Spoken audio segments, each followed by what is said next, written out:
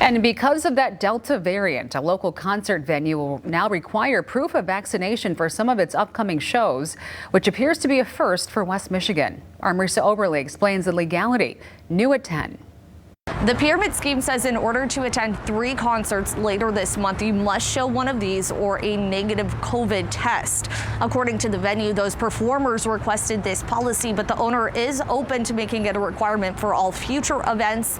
A local law professor says it's perfectly legal to do so. The stage is set for the pyramid scheme as it prepares for some upcoming shows in which attendees must prove they've received the COVID-19 vaccine, putting a spotlight on them as the first business to do so in West Michigan.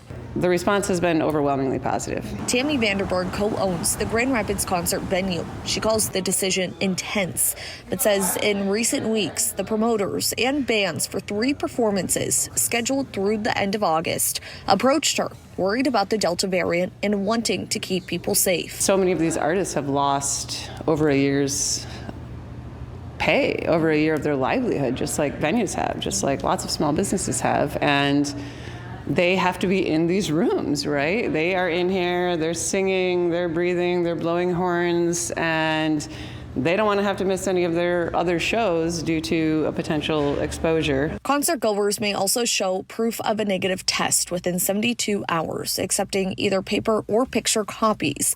Vanderberg says sales increased when they sent notification to ticket holders last week, but for now, the policy is an event-by-event basis. We want to pilot it and see how it goes and see how people react, and then see what the feedback is. And it's scary getting out there in front and being, whoever's first is just going to get hit the hardest in terms of all the critiques. Legal experts say businesses can do this. So they'd be in a stronger position to make a constitutional argument than the people who are not vaccinated, who don't want to comply with the private businesses. Brendan Berry teaches at Western Michigan and says only the government can violate constitutional rights, not private parties, while adding no Michigan state laws prohibit businesses from asking people for their vaccine status. You're not the only person with rights. Other people have rights too, but you do not have a right to do a lot of other things like drive under the influence or exceed the speed limit.